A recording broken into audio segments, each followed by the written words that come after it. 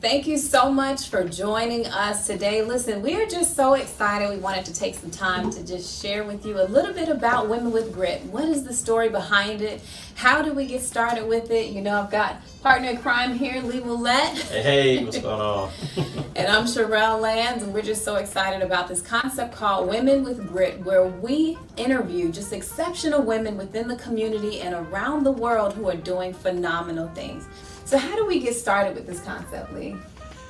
Well, I think ultimately it was a reaction to COVID. We were literally working on a different concept that involved women and really helping women have the opportunities to progress in their careers, and we're really putting something together to do that. And we had all these people lined up to interview and to get information from, and COVID happened. So it changed life for everyone. It did, and so for us, we were talking one day, and so we were talking about what we're doing, and I said, I'm thinking about doing this podcast, and I'm thinking about doing this, and you said, okay, let's do it. And so Women with Grit came. There it is. Big on execution, we make it happen. Yes, so it's been exciting. Yes, it has. And we've had just phenomenal guests even over the last year, and looking forward to all that's coming ahead. So how can they reach us? They can reach us on YouTube, Exceptional Women with Grit. You can subscribe to our page.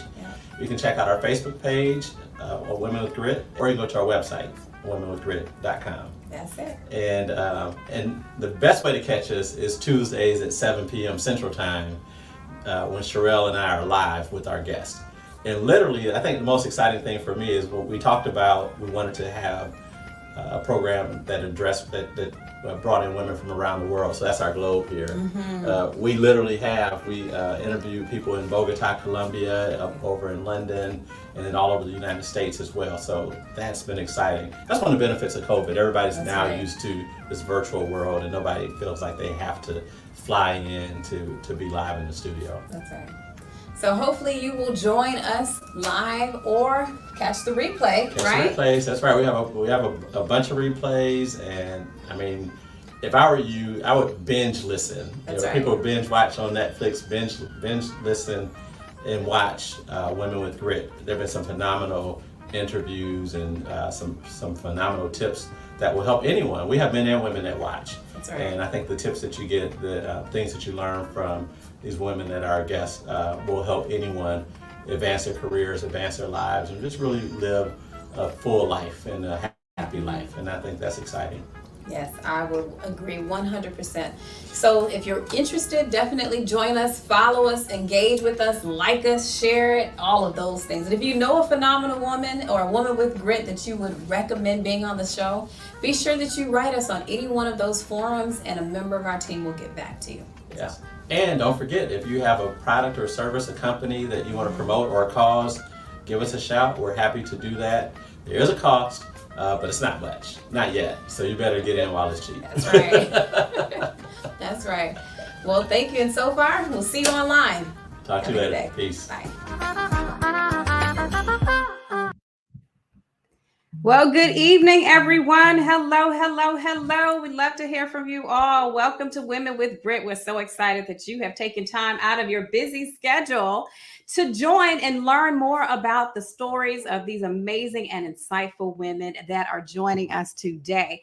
We are just so excited that you are on, taking time. So go ahead. We want to engage with you in the chat function. As you guys know, we love dialogue, and there's plenty of opportunities for you to get engaged with us right here on Women with Grit. So feel free to leave your name, city, state, or country that you are joining in from. We've got some faithful listeners that are over in South Korea and Colombia, we know. So we welcome you all, especially those here in the United States as well. So come on in the room. We invite you to grab your favorite drink, beverage, as well as your favorite snack.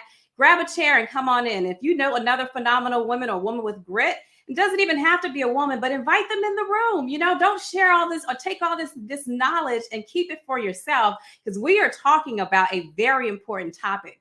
We are talking about imposter syndrome tonight on today's show. So yes, you want to make sure that you are in the room. So we invite you to come on in and join with us in the chat. We want to make sure that we get a chance just to say hello to you as well. So hey, Jazz from New Jersey and Neff in Maryland, thank you all for joining. Nikki in Atlanta, thank you all. Got several more that are across the different feeds tonight. So we thank you all for taking the time out of your busy schedule to join in tonight. So as you will see, my partner in crime is not here yet, but he's well on the way, and that's Lee Moulette. And he'll have a chance to come in and say hello to you all. But guess what? You guys know how we do it. We keep the party going. We keep the information flowing because you guys are here to hear from our amazing guests. And tonight, as we always do, we grace the stage with some amazing women. And we have Ebonei, and she is going to come on stage in just a minute. So I want to make sure that you guys have an opportunity to connect with her as well. But before we do that, we want to make sure we take an opportunity to thank our sponsors. So again, thetableaction.org. If you haven't had an opportunity to check out the table is really doing some phenomenal things to transform diversity and inclusion, specifically in the Nashville area. Talking about really bringing resources to the hands of those that actually need, and being able to create a conversation by bringing the right players, just as the name implies, to the table. So check out thetableaction.org when you have an opportunity. And of course, Vision Strategy Management, where we truly believe in building businesses and teams who succeed. So this is the time of year.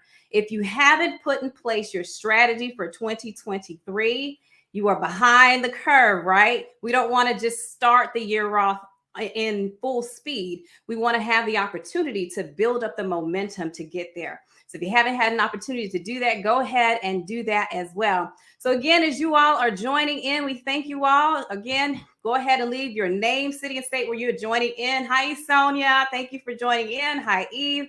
Thank you for joining in as well.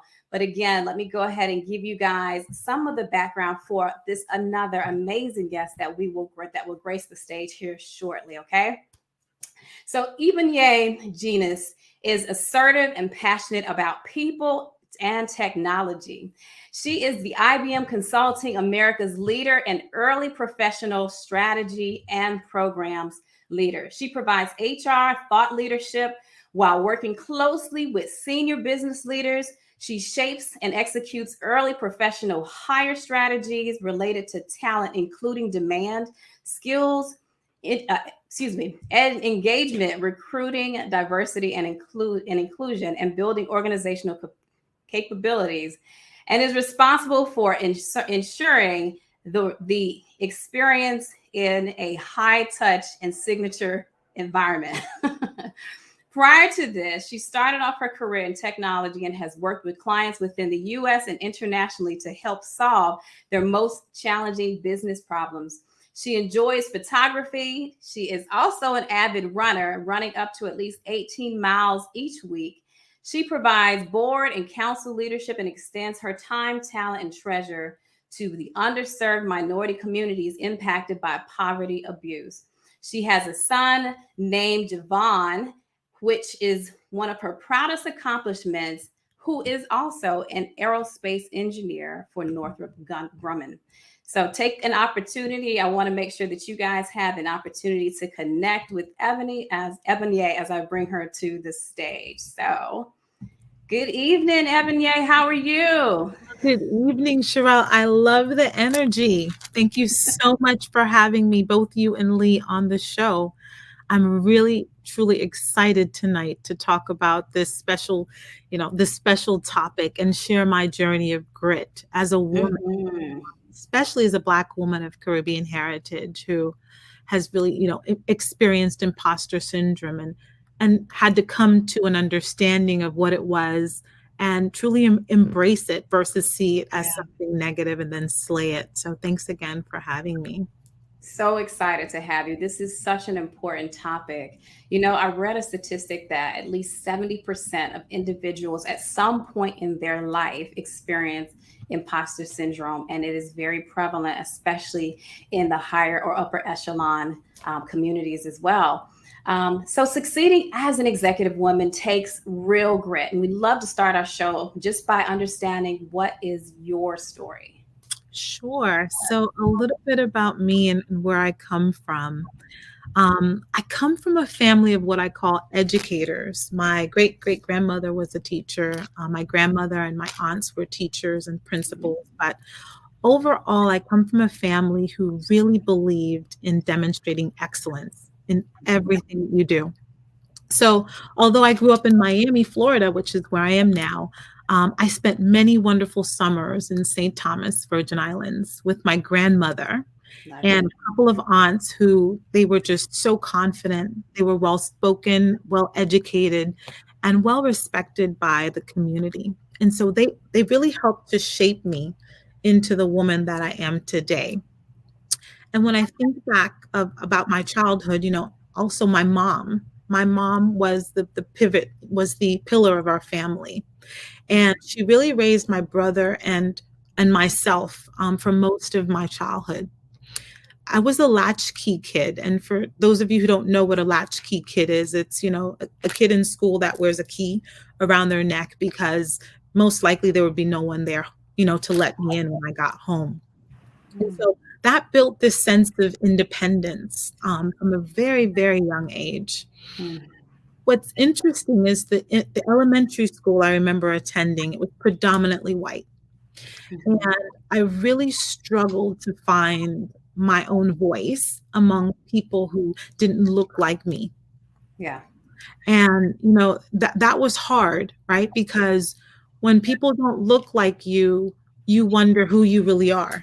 And in certain cases, you even take on some of the traits of those individuals.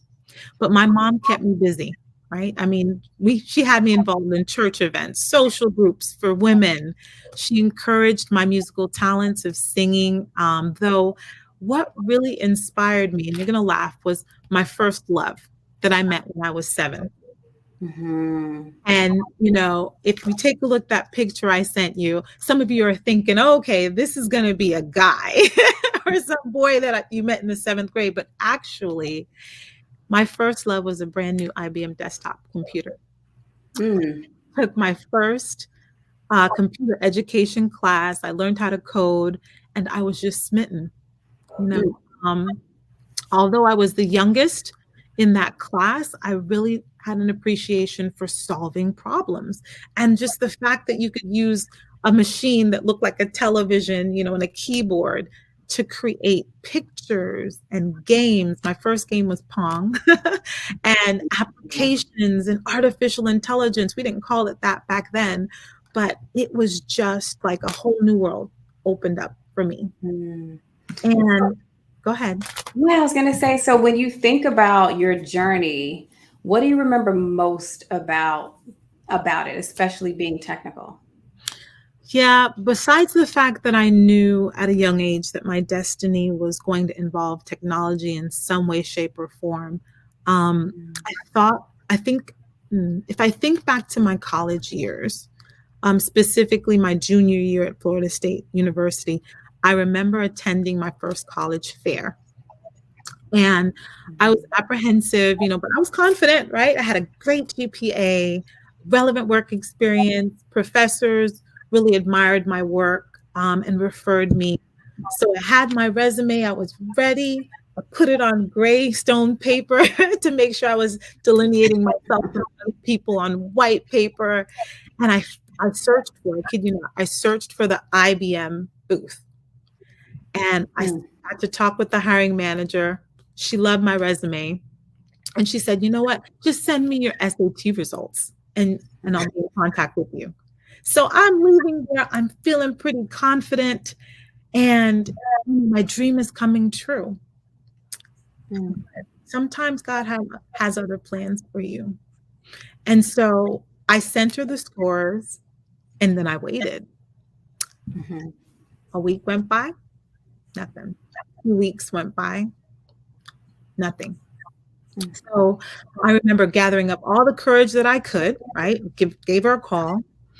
And when she spoke, she actually remembered me. So I said, oh, yeah, this is great. It's a good sign. She got my scores. And she said, Ebonei, your resume is great. You have relevant work experience.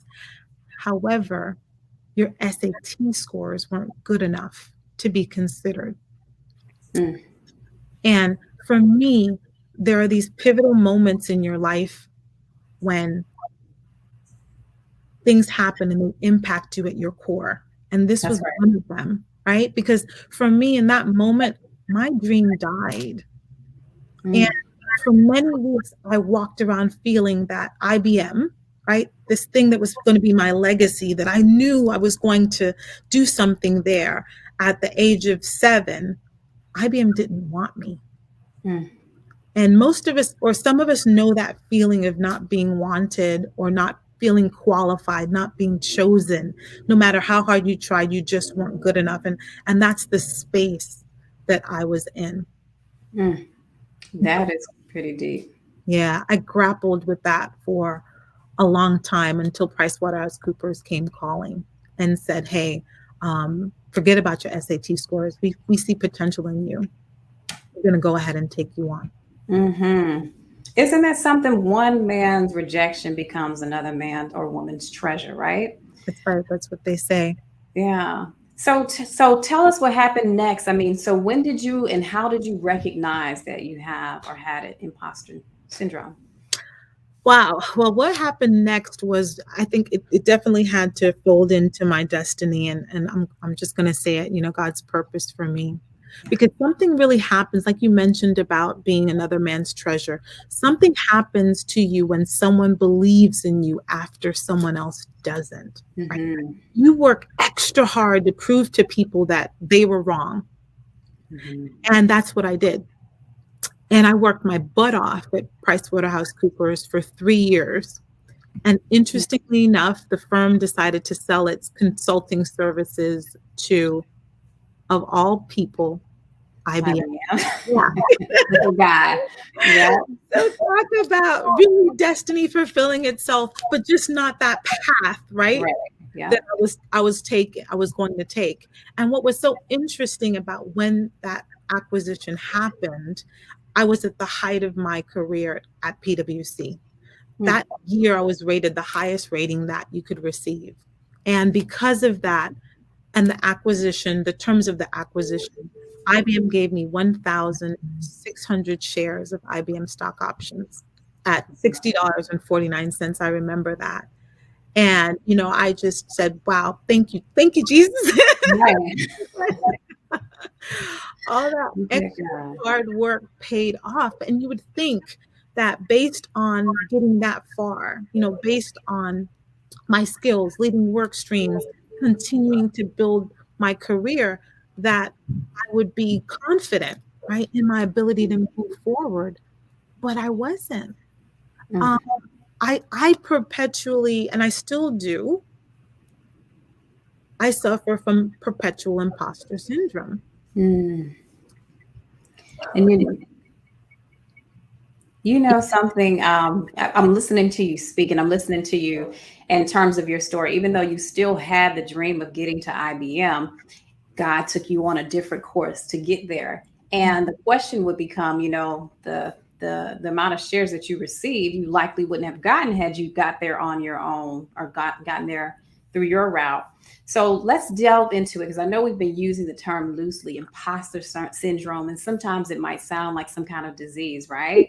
What, what exactly is it? Can you define that for our listeners and our viewers? What would you say and how would you define imposter syndrome? Sure. So this has been a hot topic, I would say, for the past maybe 2 to 3 years. I think it's Yeah. fully maturing, at this point. But for those of you who aren't familiar with the term imposter syndrome, which sometimes you'll also hear it referred to as imposter phenomenon, it was first observed by a doctor, psychologist, or doctor of psychology, Dr. Pauline Clark, as she went through her clinical appointments. And so the term really is defined as having these intense feelings that your accomplishments are undeserved and that you didn't earn them. And so what happens is it causes you to worry that you'll be exposed, that you really don't know what you're doing, right? You'll be exposed as a fraud, a pretender, or as the term implies, an imposter. someone who really doesn't belong there. And for me, it led to a lot of emotional stress, right? And in some cases, even prevented me from being as effective in the workplace, because as you're trying to,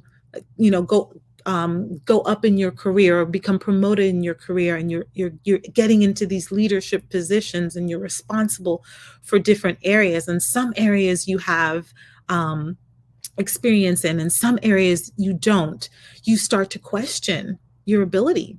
And so I would constantly worry or ask myself, and I'm going to take it into race and gender, right?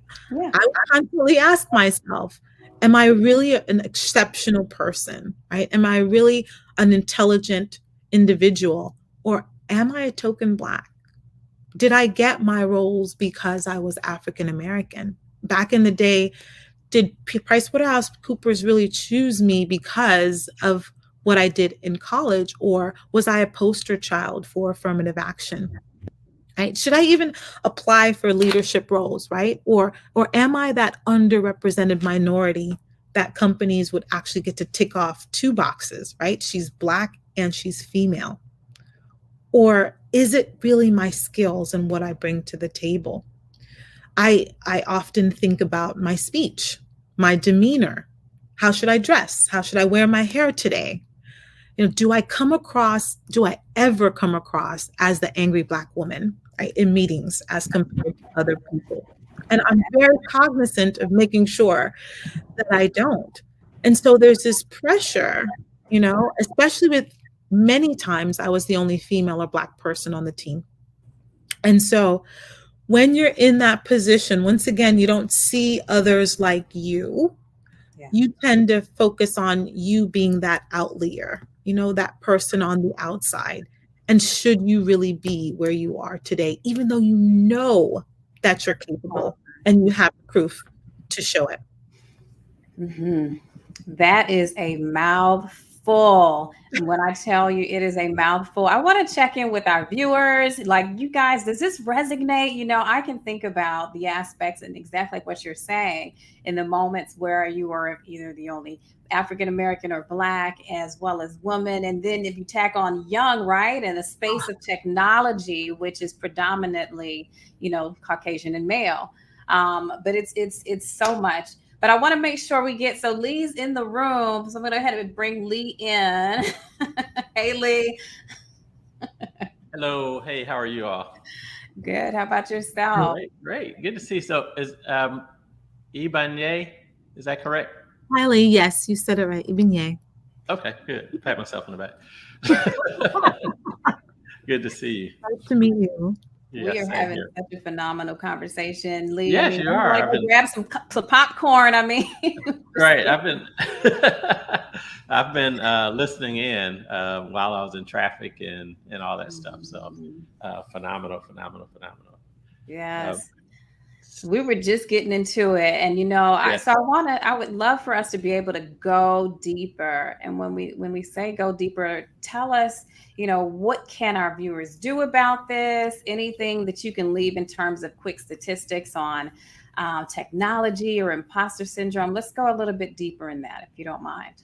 Sure. So one of the things that I've learned in my research and in understanding myself and how to cope with it is that the same things or criteria that may have helped to get me opportunities from a career or just an overall professional perspective, those are the same things that triggered my imposter syndrome, right? My race and my gender. So a couple of statistics for the audience, just to get an understanding of how this impacts Black women and technology. So the National Center of Women in Information Technology, they stated that about 25% of women work in IT. And of that 25%, only 3% are Black women. So imagine if you have 100 women in total working in IT, only 3 of them are Black. Mm-hmm. So I won't get into the need for us to bring more diverse, Black women into the technology field, but just to give you a feel for how underrepresented we currently are. And then McKinsey and Company, they performed a study, and I believe it showed that women in tech, predominantly Black women, we have higher chances of developing imposter syndrome due to the fact that we of our race and our gender combination. Mm, mm. And then you mentioned the 70% of people experiencing imposterism at some point in their lives. What's interesting is when it comes to those people, if they are in the technology field, 58% of them feel like they are imposters, right? They don't belong there, Interesting. haven't earned the right to be there. Yeah. Wow. Wow.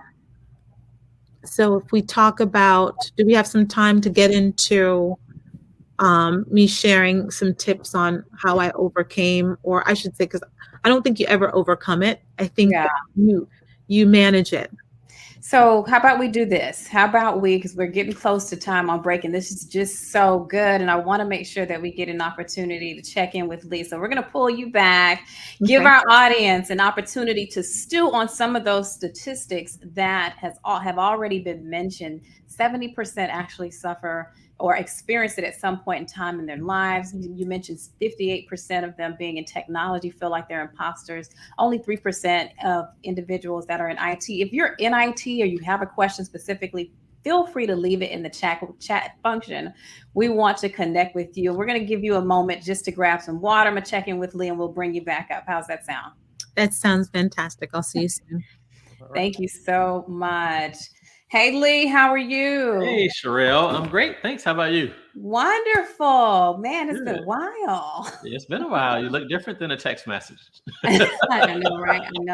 I know. It's been an interesting year, but this is such a very important topic and conversation to Yeah. have, Yes. and I'm so glad that Ebonei is definitely exploring it and delving into it, not only in IT, but when we talk about the women that we bring across the stage Mhm. and how, we've heard it a couple of times in some other instances. So I'm Right. excited about the conversation. Yeah, because I remember one of our past guests, Lauren Ladd.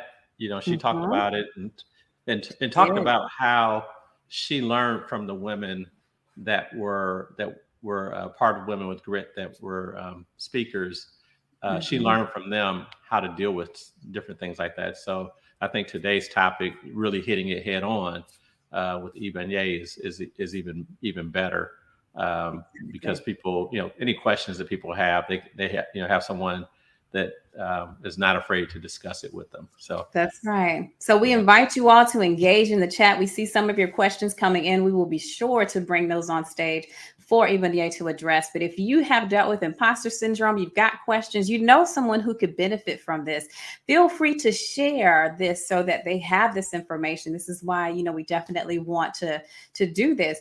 But as you are joining in, feel free to leave your name, city, and state that you are joining in from. We just want to say hello to you and thank you for taking time out of your busy schedule to join us on Exceptional Women with Grit tonight. You can always catch us here every Tuesday at 6 p.m. Central Standard, 7 p.m. Eastern Standard Time on YouTube, Facebook, and we are going to LinkedIn next. So we've got some expansion Yes. stuff coming.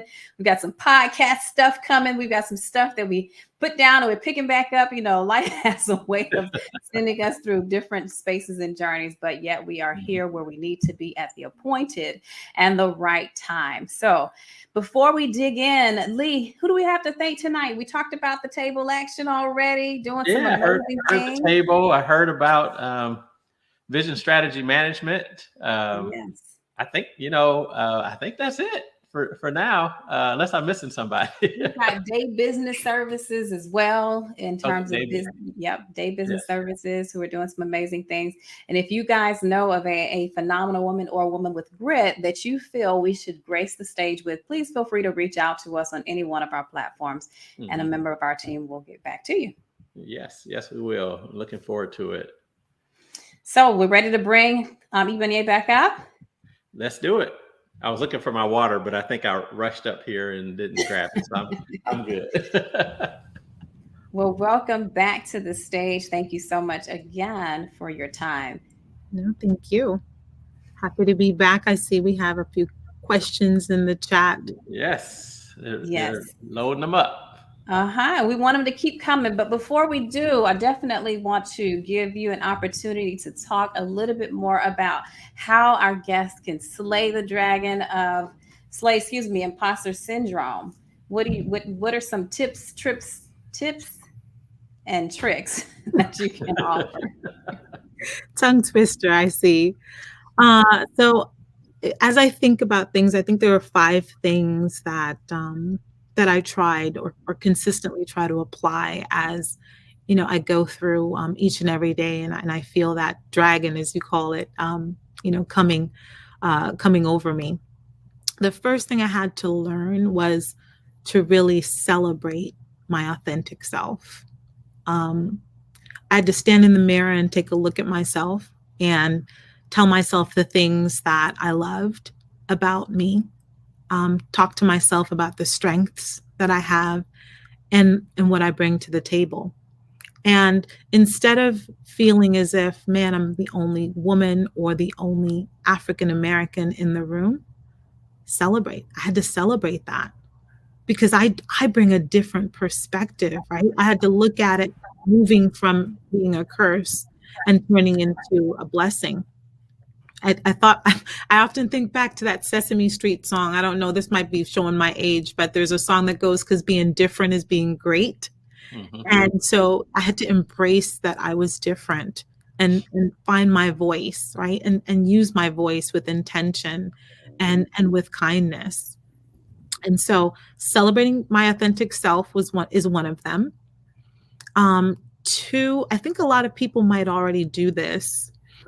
Every time you have an accomplishment, every time a new idea that you come up with is heard, implemented, or complimented by someone, make a note of it. Take a sticky, right? Write it down, put it around your laptop, around your desk, around the mirror in your bathroom. Make it a visual reminder that, hey, you've actually done this before. You actually do have the skills to make this work. And really I had to understand what my superpowers were, right? What are the top 3 things that really make me what I call exceptional? What do I bring to the table? And so those days when I feel as if, man, I don't know enough about this topic, or this is a really complex issue, I have to think back of, wait a minute, I've solved complex issues before. How did I do that? Right? Who do I need to have in my corner to be able to do this? What's my superpower? Oh, yeah, I'm great at building relationships, or I'm great at problem solving. So let's go ahead and use those skills. I also had to recognize what were my triggers.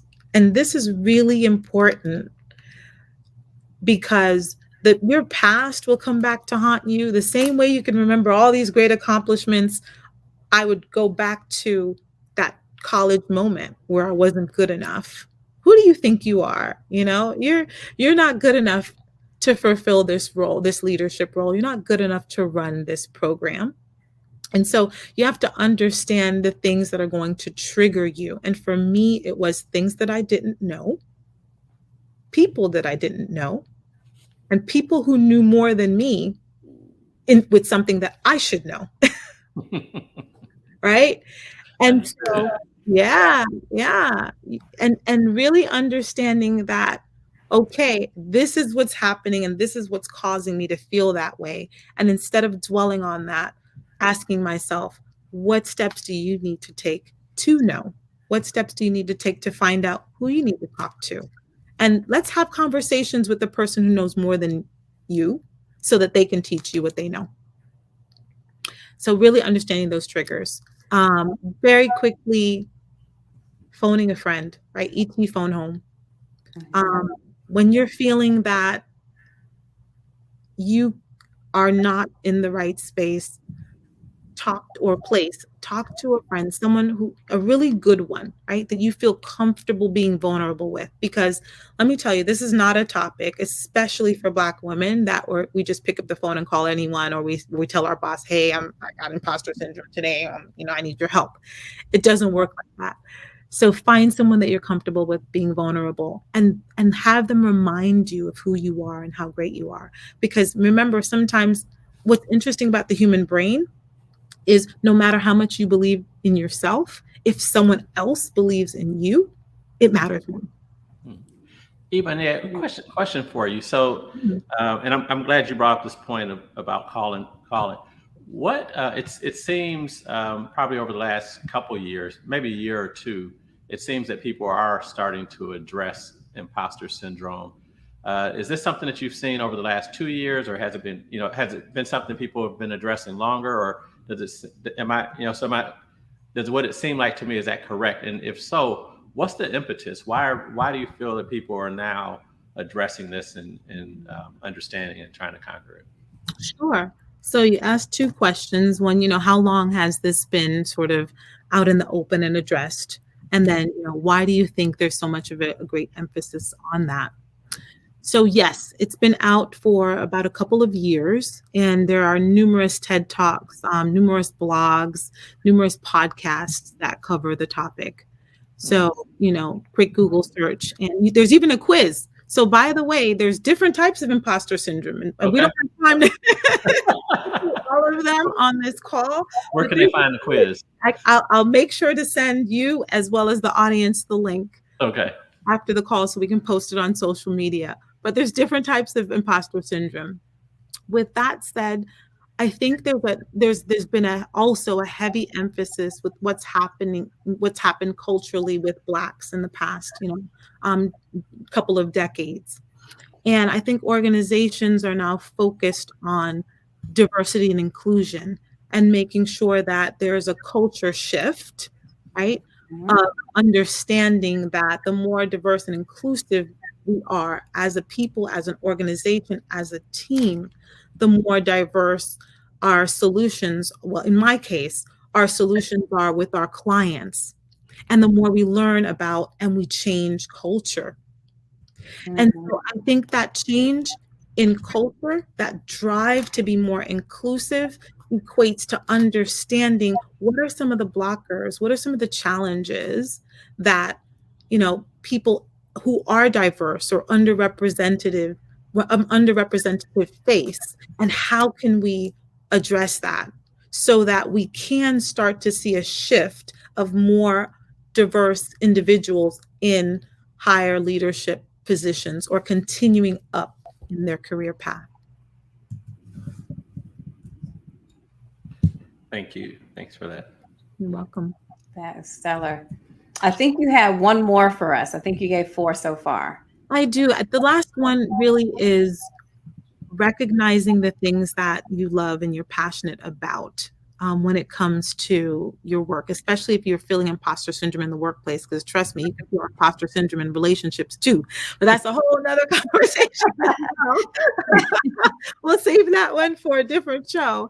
But really recognizing the things you love and you're passionate about, and understanding that it's okay to turn down those opportunities, because sometimes we want to excel in our careers, and sometimes we're being asked to take on opportunities that we know aren't a great fit for us, but we do that anyway.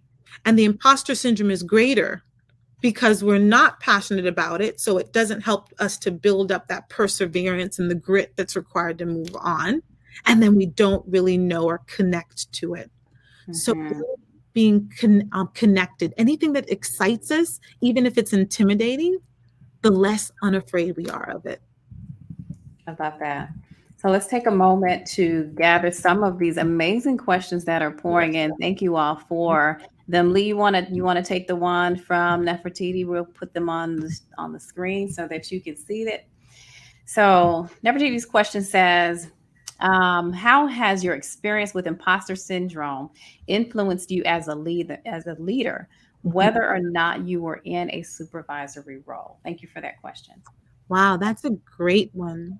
And I'm reading through, so many of your comments, Nefertiti. So I do appreciate, your candor as well as your question.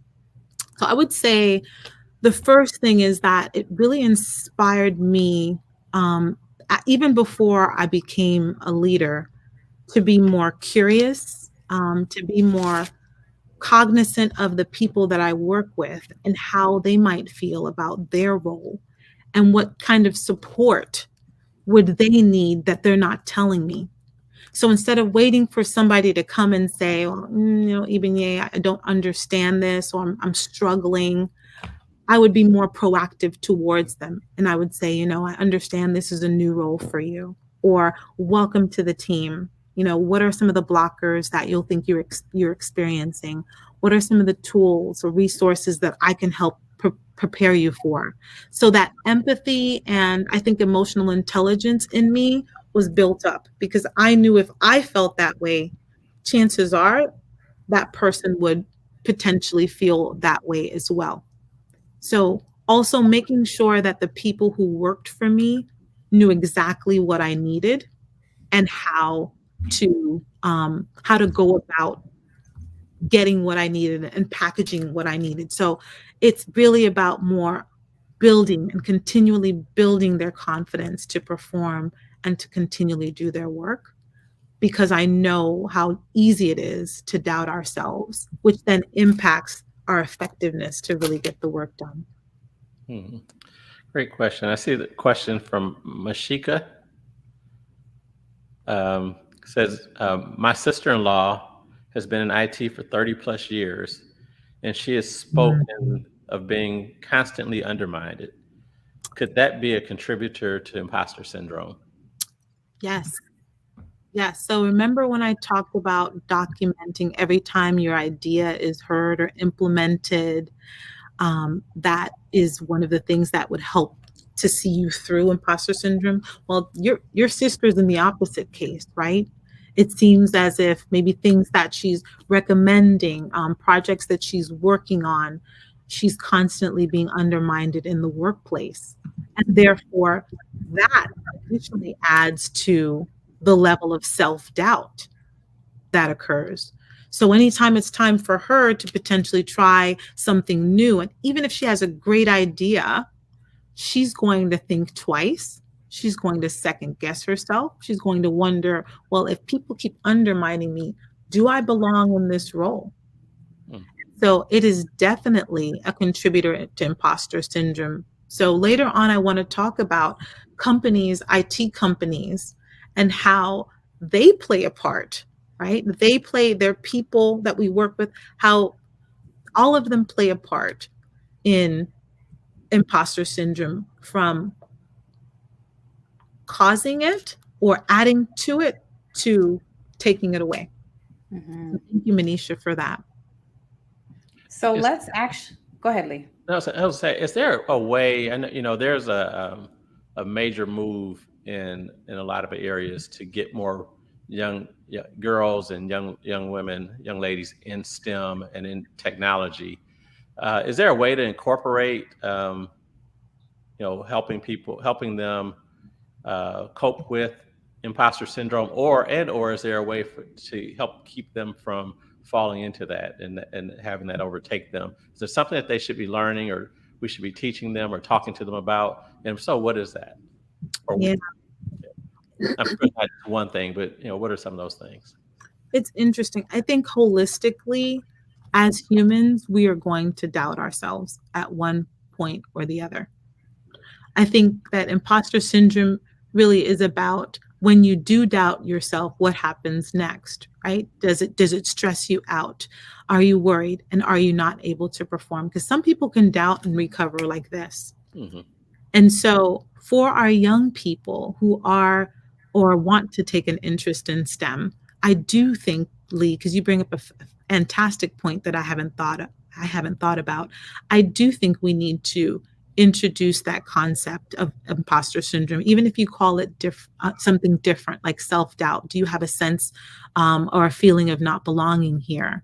And help a STEM individual understand that they're going to face certain blockers and challenges in a workforce of individuals that, although they respect our culture, are not necessarily a part of it. And so teaching them how to deal with those moments before they even get there is really what's imperative and is really going to put them in the right mindset of perseverance and grit once they do get into those IT roles. I love that, especially when it comes to advocating to youth at a very young age. I think about how I got into STEM, and it was when I was 5 and 6 years old, and having that exposure. But recognizing like what you started with, which was sometimes when you're the only face in the room, having the ability to work through those things are not only a nice to have, but they're a necessity.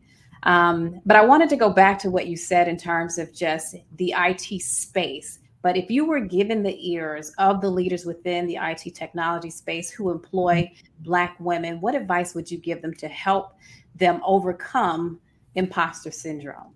Oh, let me tell you why I love that question. When you go out there and you take a look at imposter syndrome and what people are doing to overcome it, it focuses more on the individual, right? Internally, what do they need to do? So the 5 areas that I talked about in terms of overcoming it. But no one, at least not that I've seen so far, is taking a look at placing some of that onus, some of that responsibility on the companies that we work for to address it. And so, I had 5 things for internally addressing it, and I have 5 things. This is my message to IT organizations that employ underrepresented minorities, Blacks, and Black women. And the first thing is, and I'm going to keep going back to it, have faith in us. There's statistics that show that companies, when they hire, do not have faith for Black women specifically to be able to perform an IT role or function or code. So as an organization, you really need to emphasize that you believe in the ability, our ability or potential for us to perform. PricewaterhouseCoopers measured me by my accomplishments, right? And my capacity to conquer IT skills and challenges, not by my SAT scores. A lot of organizations will have you take a technical test. And yes, we want, we want our folks to pass those technical tests, but also take a look at those scores and their potential. What have they done in the past? What's the capacity for them to learn?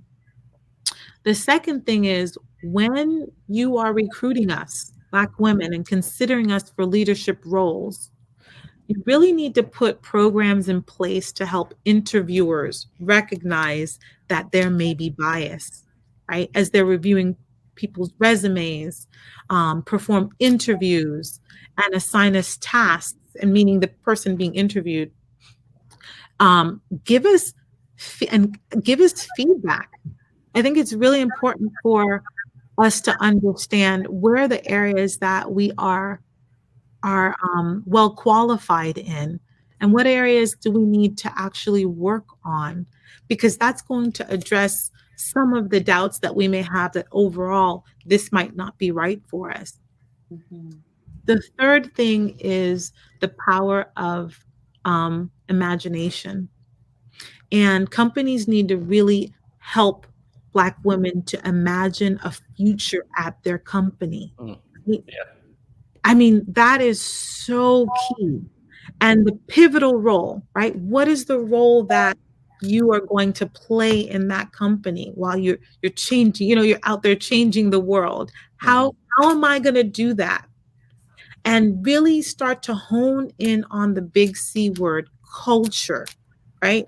How am I going to build a culture of people to support this? Give us pets. Laughing, not dogs or cats. I like to call pets give us the right people that are going to help us, the right education that's going to help us, and the right technology or tools that's going to help us overcome that imposter syndrome. You bring up a good point. And I think it happens. Sherelle talked about an organization I helped co-found almost 2 years ago called The Table. And when we have new companies that come in, or we're talking to companies that are joining our movement, a number of them talk about the fact that, they have a hard time. They may actually be hiring more and more African Americans, but they're not able to keep them. That's right. How important is it that they do not just change the culture, but talk about, where they see that person going and helping that person envision why they should stay there? That I will tell you, Lee, that's important to help them envision their future and helping them to stay there. But I think there are some other fundamental areas outside of that cause them to leave. And I will tell you, the IT culture is a rat race. Mm-hmm. It's a lot of time and effort. I find that African American people are and granted, I don't want to say more family oriented, but there's a need to balance life with work more. And I think the way that we handle stress, given our history, is a little different too. And so I find more African Americans leave for those reasons, as compared to knowing, there's a clear path. And so as an organization, I think we need to learn to show them the path. And then how can they balance, how can they integrate their lives without feeling like, I'm working 50, 60 hours a week, right? How can I get that back down to 40 so that I can really balance, the rest of the things that are important to me and still thrive in the IT environment? Right. Gotcha. Okay. Thank you. You're welcome. Two other things really quickly. Organizations need to create a feeling of belonging and acceptance, and really emphasize how important that is. And so if an organization hasn't already made inclusion a natural part of how the organization operates, maybe even connecting reward to how inclusive and diverse teams are, that's really important. So I see that we reward, people that are innovative with technical ideas, and we reward people that sell. But we also need to reward those teams and efforts that include more diversity and include more inclusion. Yeah. Last but not least, I need more people that look like me. But what's interesting is sometimes it's going to start with me, right? Sometimes I'm going to be that to other people. And so I don't want that to stop, African Americans and women from, taking on those roles because there's nobody there. Sometimes we need to be the trailblazers. But let me tell you, if I can see a similar face of success, I think about that could be me, right? And so, yeah. So there's my 5 tips for IT organizations and helping us to work through imposter syndrome. Okay. Are you familiar with an organization called ITSMF? ITSMF. I am not. ITSMF. Tell me more. It's their senior technology. So the CIOs and high-level IT folks, people of color. It's an organization that they founded. So, my wife worked IT at a large company. She was chief of staff for the CIO. So I got a chance to meet, years ago, the CIO for Microsoft was an African-American guy. The CIO for Deloitte Global in US, Larry Quinlan, he lives in Florida, just recently retired, was the CIO. So there's this organization and all of them come together, and they have cohorts where they start mentoring and sponsoring younger folks that are in IT to help, and men and women, and there are a lot of women that are part of it, to help them move up. And, from time to time, they hire each other, they poach them from different companies. So it's just a really interesting organization. I wasn't sure if you'd heard of it or not, but that's probably, it's a really good organization to I had not, but I'm thrilled to hear, what they're doing just in terms of, promoting more diversity in the upper echelons of the organizations. And so, yeah, if there's an opportunity to share a link to that organization with myself and the audience here or after the show on social media, please do. And if there's also an opportunity to be a part of that, I would love to volunteer my time. Okay, that's something I can help you. I can help connect you with that offline, but I'll look to see if there's a link that we can share. That is phenomenal. And we are coming close to time, believe it No or way. not. Sure. Wow, that So, but before we do and before we recap, first of all, we thank you so much for your time and thank you so much for sharing your expertise as well as your experience with imposter syndrome and just in general as an amazing woman with grit. So we salute and commend you for continuing to press forward. Do you have any final remarks? And please also tell our viewers how they can connect with you and engage with you after the show if they decide that they want to. Well, let me tell you, time has gone by really fast, and it's really been my pleasure to be on the show. And I appreciate the audience participation and the questions. When I think about imposter syndrome, final words, we can allow it to follow us around like a shadow, right? But we don't have to let it outshine what we're truly capable of. It is not something that you just overcome overnight. It's something that you continue to work on as you go through this thing called life.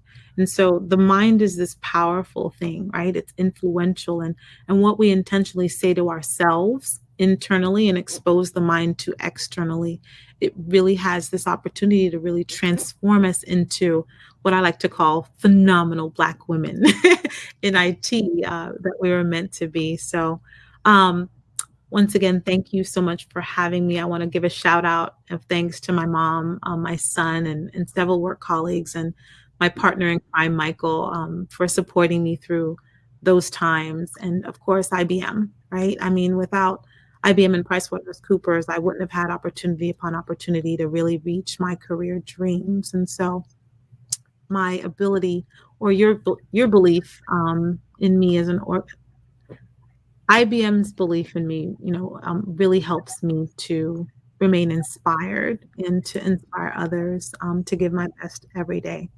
But you can always connect with me via email Yes. Or LinkedIn if you want to put those into the chat or put them on the screen. Great, perfect. Please reach out. I would love to hear from you. Before I forget, we are hiring. I got to put in a plug for IBM, All right, right? do it. Tell people how they can get on with IBM. That's right. Yeah. That's right. You want to come on board and seek me out. Send me an email or a message and let me know if you decide to apply. I work specifically with early professionals, so those who are graduating from college, looking for entry-level positions, or juniors in college that are looking for an internship. However, we do have all types of roles, experienced hire roles too. So I'll have Sherelle include the link to our IBM Jobs portal. Yep. However, It's already there in the all right. Is it in the chat? Okay. Thank you. Thank you. So feel free everyone to reach out if you have any additional questions. I look forward to hearing from you. So, quick question for you: what do you do for fun? Oh, what do I do for fun? Yes. What don't I do for fun? So two things I think are at my core. One, I love to travel. Okay. And if you can put me in a country every week, I would be in a country every week. So my next trip is coming up to Dubai and for Thanksgiving. 12 Ooh. wonderful days in Nice. Dubai, name on it. Are you taking your son? I wish I was taking my son, but my son, I rubbed off on him a little bit. He's a little bit of a workaholic, so he can't get away for so long. Okay, gotcha. I had some friends that just came back from Dubai. Did you? Oh, so I'm gonna have to talk to you, and you have to share some tips. Yes. From your friends in terms of where they went and what they did.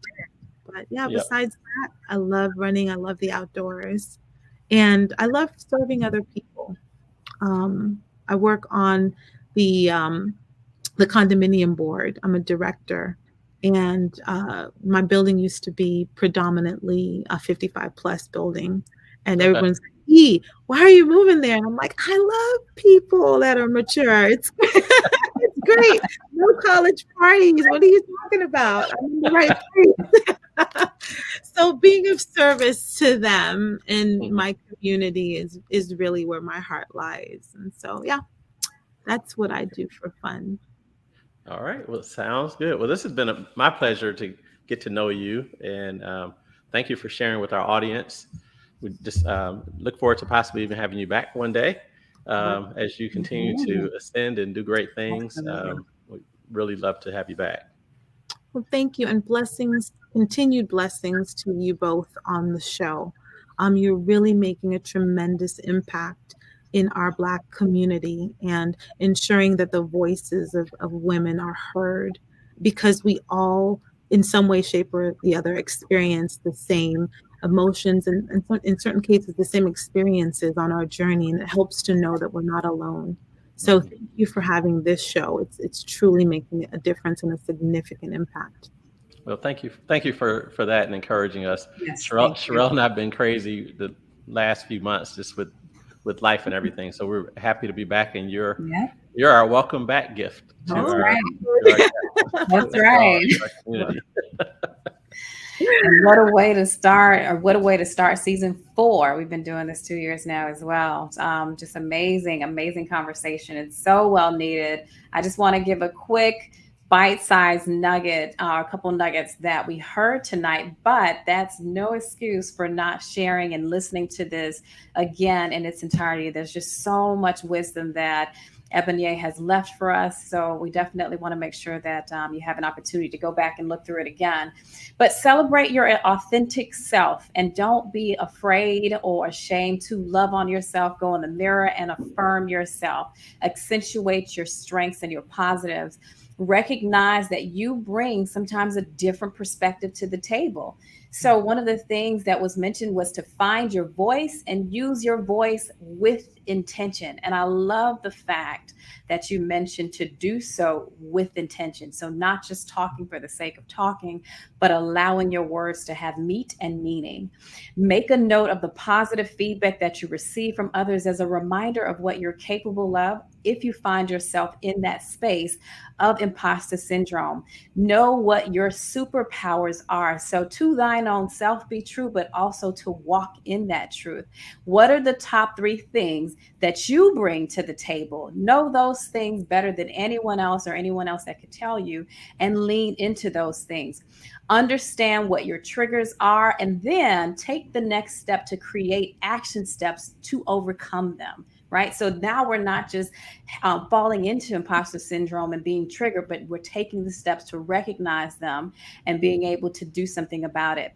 Talk to a good friend that you feel comfortable being vulnerable with. And I love, love, love the fact that you talked about that second part about being the aspect of being vulnerable and having that safe place that you can go and talk to and be able to confide in a friend so that that person can help you through it. Because there's so much that can be resolved just in the ability to talk and be able to open up and be able to express that.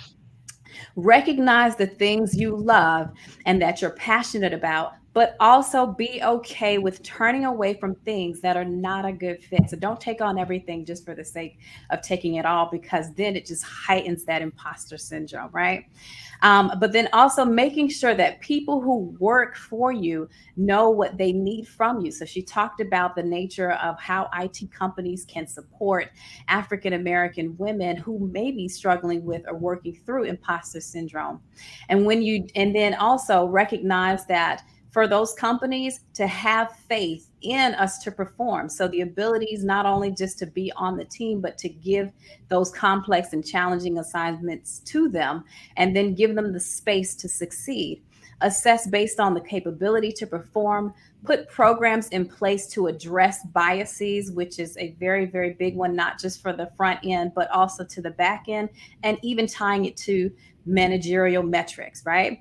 Be able to imagine a future within the company. So we need to be able to see ourselves not only in the beginning, in the middle, but also in the end. Identify how to build a culture to help individuals overcome imposter syndrome. And then I love that acronym that you gave, PET, which is making sure that companies and organizations address people, education, as well as the technology and tools or resources that they need to succeed. And then I love just, again, that authentic truth that you gave. Imposter syndrome doesn't go away overnight, right? It's something that we learn to deal with, we learn to overcome over time. So give yourself patience and time to work through it with yourself, but don't let it outshine you. Thank you, thank you, thank you so much for your time tonight, Ebonei. It's been great to have you, and we're just so excited to see you continue to succeed and progress as well. So thank you for your time. Thank you. It's been my pleasure. Take care, Ebonei. Ebonei.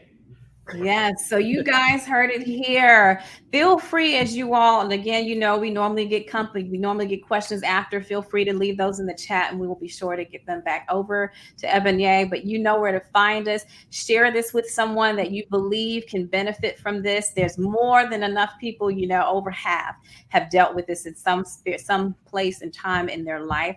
So be sure to not just take it on in, but also to share it. And hopefully you took some notes as well.